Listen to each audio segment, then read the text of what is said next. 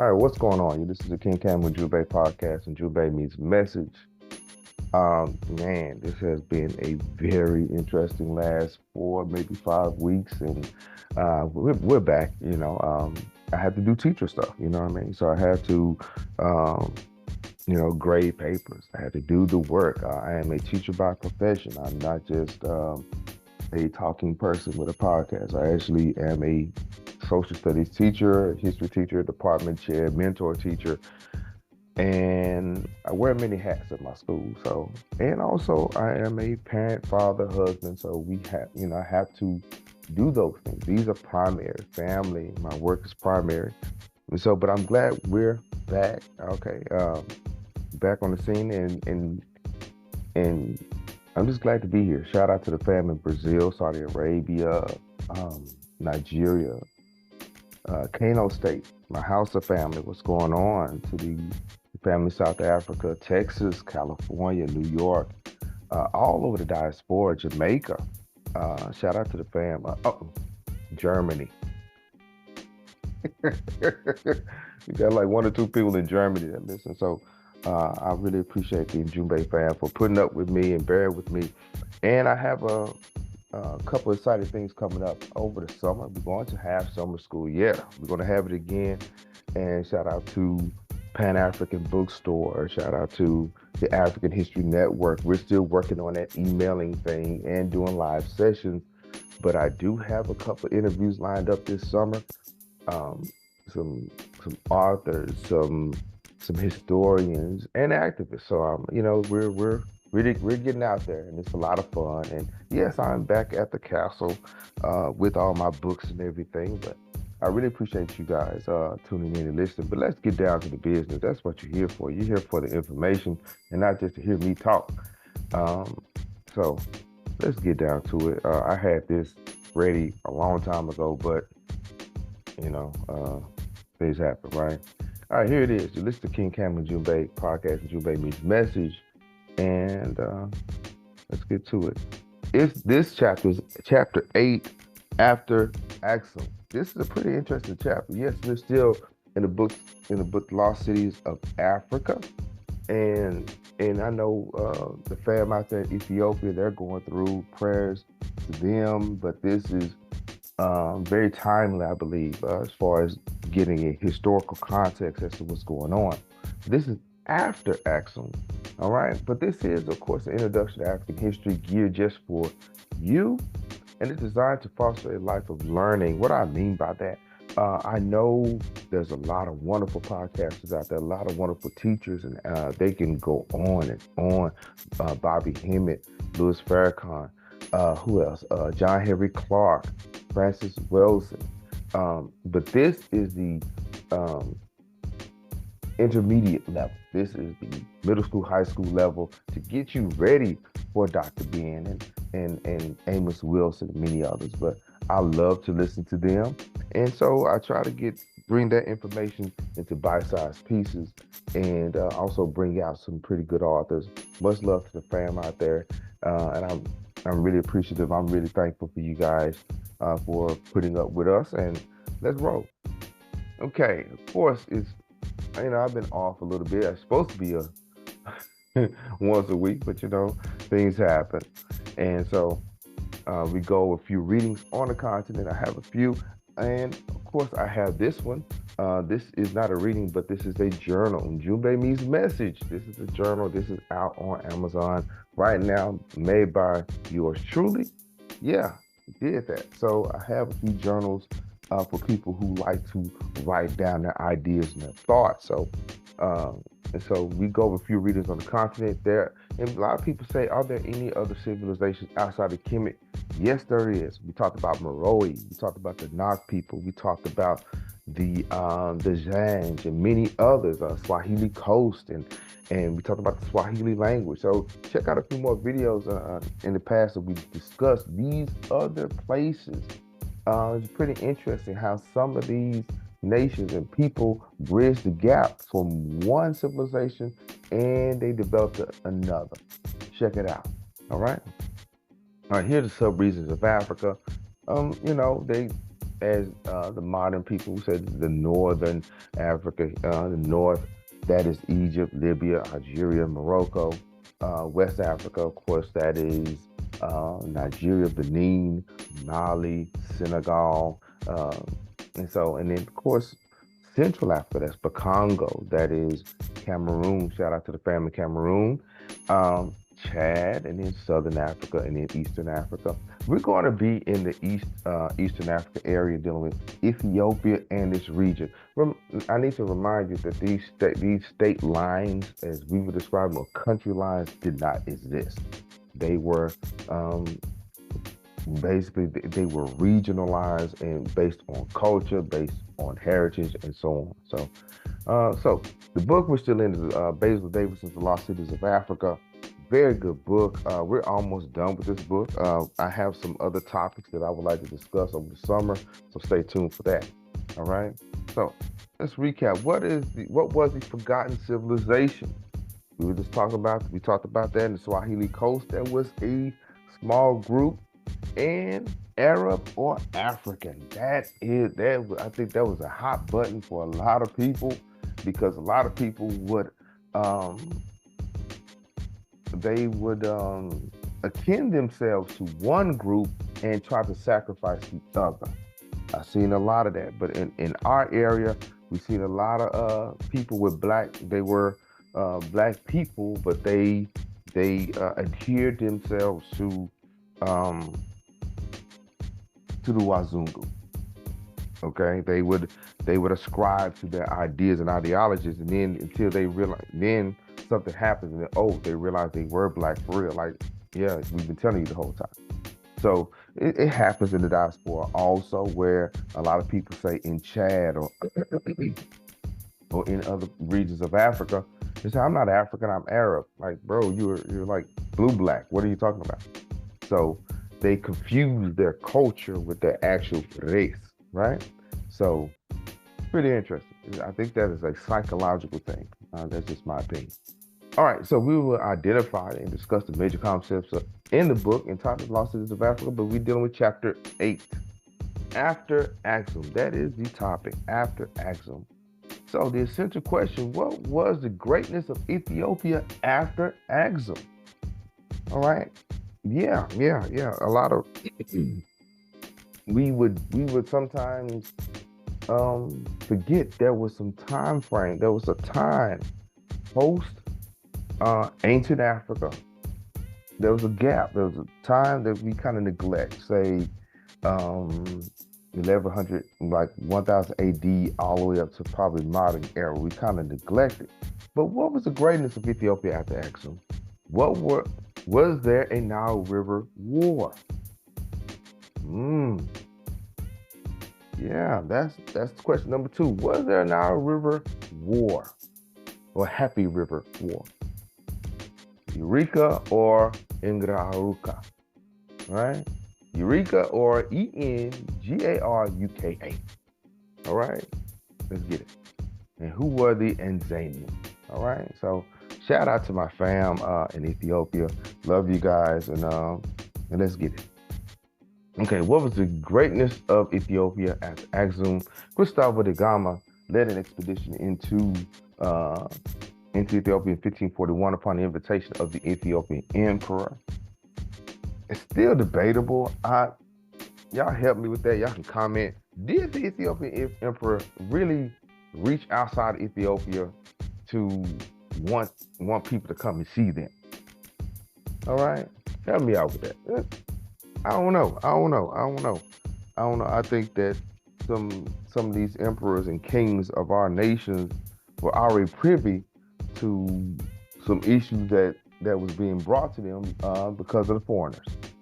So I don't think they was very welcoming like that. But anyway, why? He said to save Christian Ethiopia from Muslim invaders of Somalia. I don't know. They're saying to save Christian Ethiopia from Muslim invaders of Somalia. I don't know about that. That's why I disagree with Davidson on.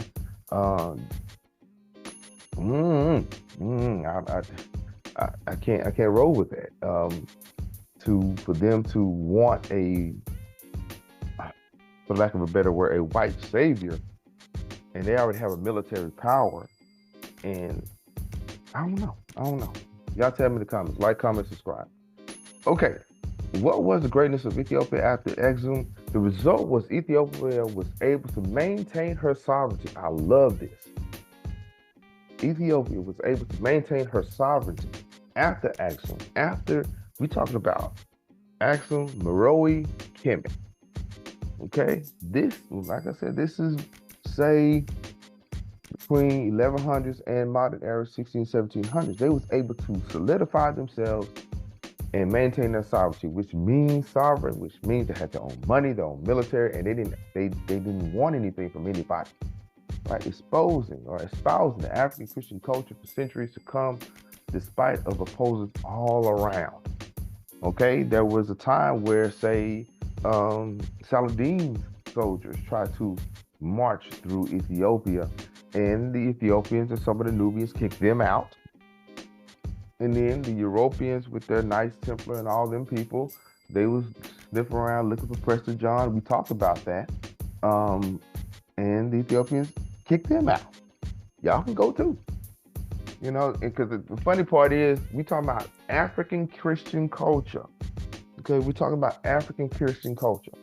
So a lot of people say, okay, Christianity is the white man's religion, but you know, Ethiopia said, no, hold on, bro. We got our own.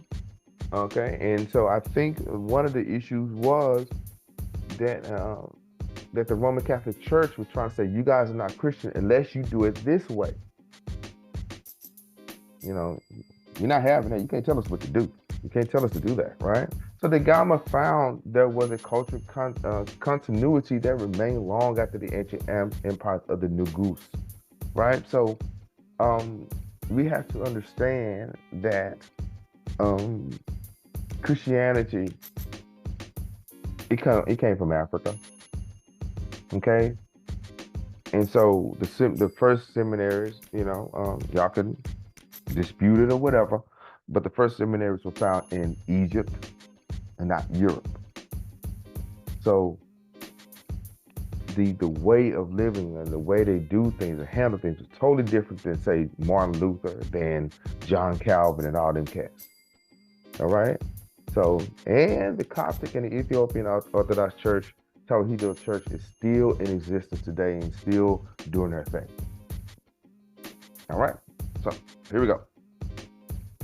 What else? All right, here we go. We have the Empress, her Imperial Majesty, the Empress Zalditu of Ethiopia. I've learned a lot, y'all. I learned a lot about Ethiopia through these royal lines, and I'm really happy about that. But she's one of our. We of course we got Haile Selassie. We have all the, but he came from a line of royalty. It wasn't. He just didn't just show up. Okay. So this is the Empress, okay, and I'm very excited about. I'm grabbing books, and so, of course, you know, the wonderful Ethiopians of the Kushite Empire, really good.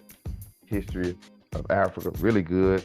Yeah, as I'm an Amazon affiliate, and I get, you know, a small compensation for those for qualifying purchases. But these are good information, good books. But yeah, Her Imperial Majesty.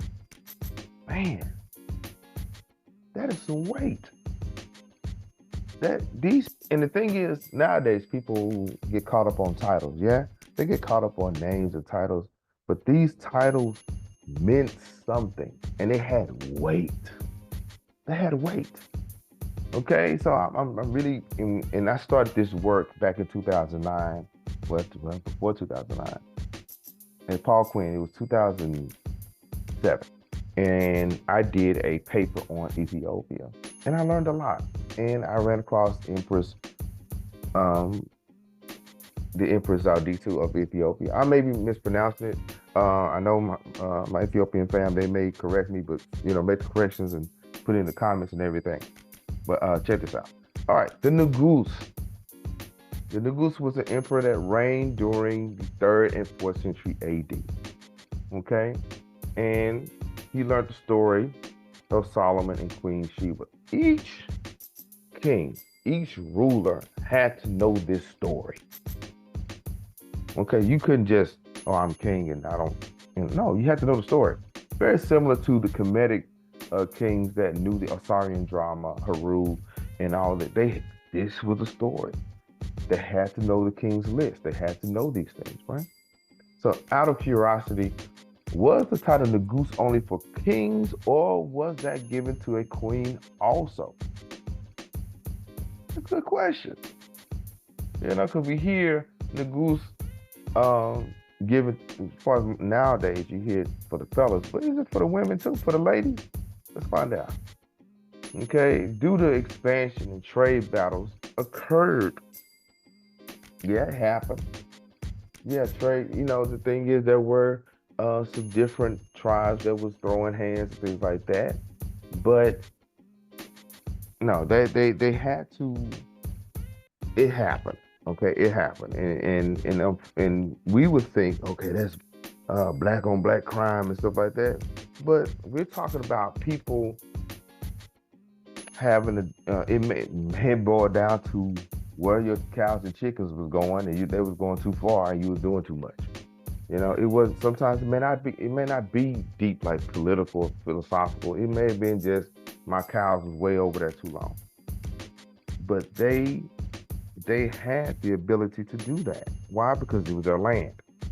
And the funny part is we don't talk about the other nations like the Scottish and the Irish going into it, and we don't think anything of it. We don't say, oh, that's white on white. No, this is them fighting. Right? All right, so the people who wrote of the Welter wars against the Muslims of the north and the pagans of the south. So the people wrote about this. They had written papers and written documents on the Welter wars. They fought everybody. Why? Because they want to maintain their sovereignty. That is the idea. If you are a leader, you want to make sure your area was secure. And you want to make sure that the people around you were for you or for that land. Right? The Welter Wars. We have to understand that we had our issues too. Check out the destruction of black civilization. All right, by Chancellor Williams. We had our own issues also, but we had to solve them. And the thing is, we couldn't rely on other people to do it for us. We couldn't do it. Okay? Because if we do that, we would never stand our own 2 feet. We would never be on point. The thing is, how can you exude sovereignty and rulership and you still begging folks? No. Oh, here it is. Destruction of black civilization. There it is. All right. But we had our own problems, but we cannot march this away. We can't just raise awareness away about we have to do the work. And the people after Axum Empire in Ethiopia, they did the work. They had to boot some people out. They had to throw hands. Okay? All right. The Ethiopian builders, once they cleared everything out, once they got everything together, I'm sorry, my voice is cracking because the allergies are out there. But once they got that, they built the castles that you see in Ethiopia were built by Ethiopians. They were not built by Europeans. They were not built by the foreigners. Ain't no way they was going to let a foreigner come over there and build something for them. Oh, no, we got it. We got our own people. We got our own things. You can get out. 2 of them. Peace. Bye. Right? Ethiopian builders. After Axum, they still built stone monuments. Because remember, we would kind of amplify the ancient monuments, the Tekanins and the obelisks and all these wonderful things. But they were still doing it. They were still building. They still had their ironsmiths and their masons and all them. They continued the skill of dry stone masonry to spread the knowledge to Africa into Zimbabwe. To Central Africa into Zimbabwe. This thing, and I mentioned this before, the iron smelting and stone masonry that was handed down from person to person, generation to generation. It was a skill set. And it spread throughout Africa.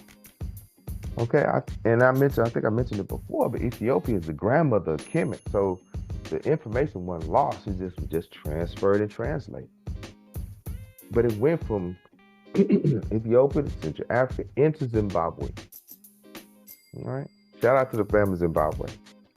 All right. The art of building in dry stone without mortar was definitely an ancient custom. They didn't have cement and mud and everything. It was brick on top of brick, one on top of the other. That was mathematics, that was science, and that was just amazing.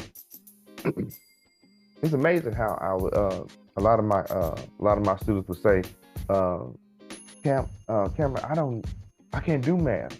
I'm telling you, you guys invented math, but it wasn't just taking a math class to pass a test. That math was to build civilization, was to build the community around you. All right. All right. There's one of the check-ins. Obviously, now let's get down to it. The Nile River Wars. It happened. I was shocked when I saw it, but I shouldn't be, right? This is 4,100 miles. Okay, everything wasn't just peaceful and kumbaya and hotep and everything. No, they threw hands. All right, the Nile River Wars. Pretty interesting. I'm gonna have to get more into that though. Hmm. Maybe a new topic comes soon. We've heard of the ancient wars between Cush and Kemet. The ancient ancestor King Narmer came from the south to unify Upper and Lower Egypt. How did he do that? He did it along the Nile River. Okay, yeah, there he is. King Narmer. You see his, beard piece, and you see his nose, and I'm telling you, the foreigners that live there don't look like him. I'm saying even the person that he is about to lay the hammer down on didn't look like him. So, yeah, Takara of the 25th dynasty came from the south to reunite Kemet and Kush. And we talked about that many times. Nubia had to come north to Egypt to regulate or to reset some stuff. They said, bro, y'all doing too much, or y'all not watching your borders. We're gonna have to reset this thing. So we had Narma, we had Takara of the 25th dynasty, and there's your boy Takara. He like some people I know. Okay. And so he came from Nubia. Okay, shout out to the family in Sudan, in the Aswan area. Much love to them. Okay, but it's rare that you hear about Kush and Axum. So you have Kush going up north to deal with Kemet, but it's very rare that you hear about Kush going further south to Axum. But it happened. Okay, and there, the Meroe pyramids. There's more pyramids in Sudan than there is in Egypt, but I digress. All right, the Nile River Wars. Wars of Kush between Habashan, the founders of Axum, as early as the reign of King Hasseltef, 397 to 362, and Natassim. So Kush went south to throw hands with Axum. Okay, but there was some kings down there that said, hold on, we're not doing that.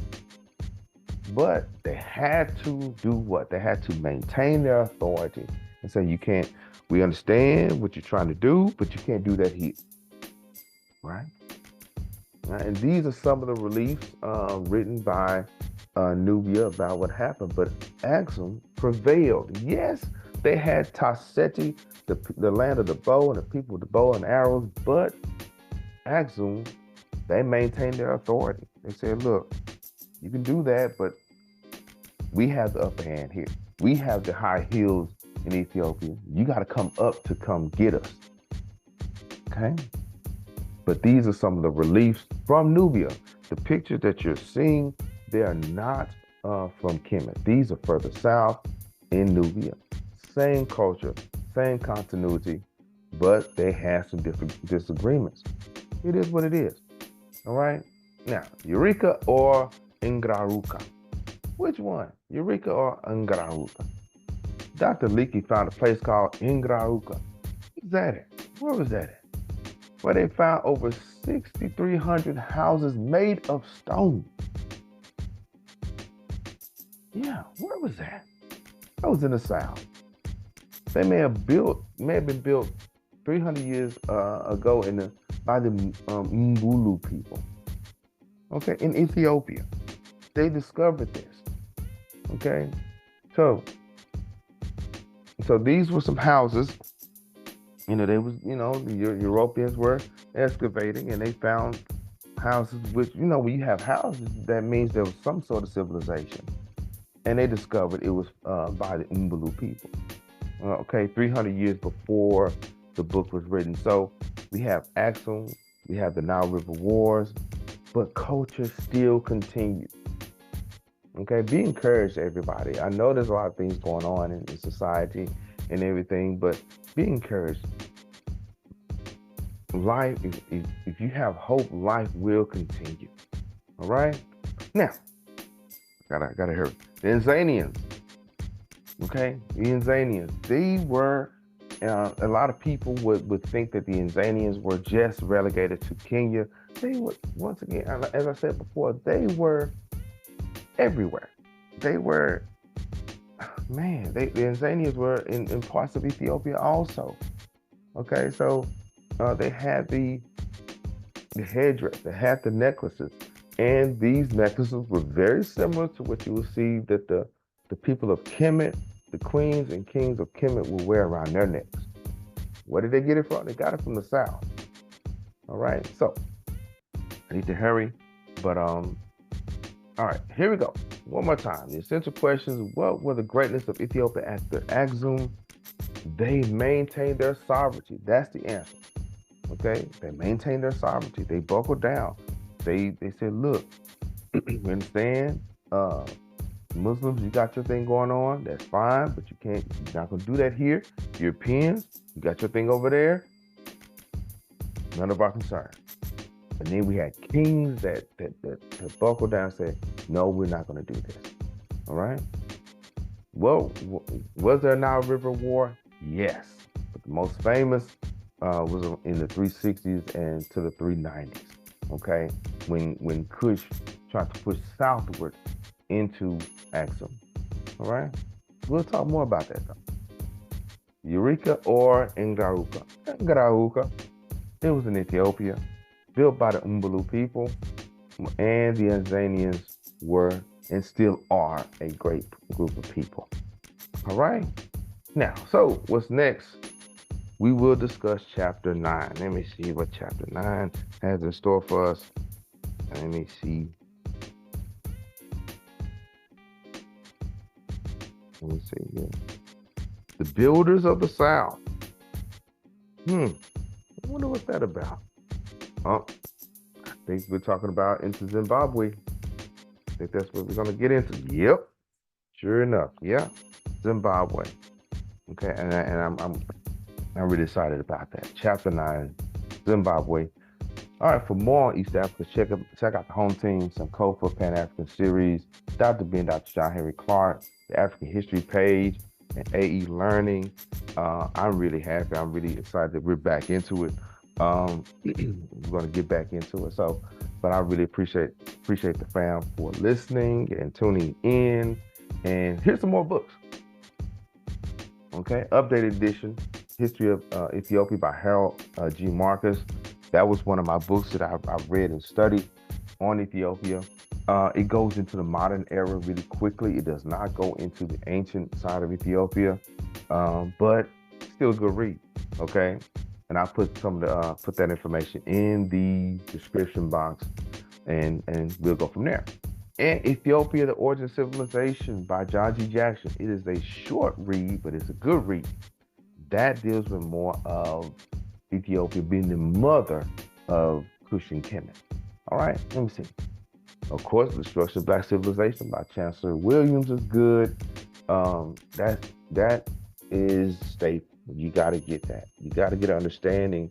It wasn't just the European slave trade. It wasn't just the Arab slave trade, but there were some other issues that we had to deal with. All right, and of course, the wonderful Ethiopians of the ancient Kushite Empire. All right, and here's a bonus. Kebra Nagas. Okay, check it out. The Glory of the Kings. Matter of fact, I need to get that. Sure, while I'm talking. But I think that's a good book. And there's so many others. And if there's some other books, you guys, please put in the comment section and everything. Don't forget to like, comment, subscribe. And of course, let's pray for unity and peace and stability for our family, Sahel region, Congo, Ethiopia, and Sudan, and along the Bilal Sudan. We got Mali, we got Chad, my Hausa family, Bamoon people, Bamoon family, and even out here in the States.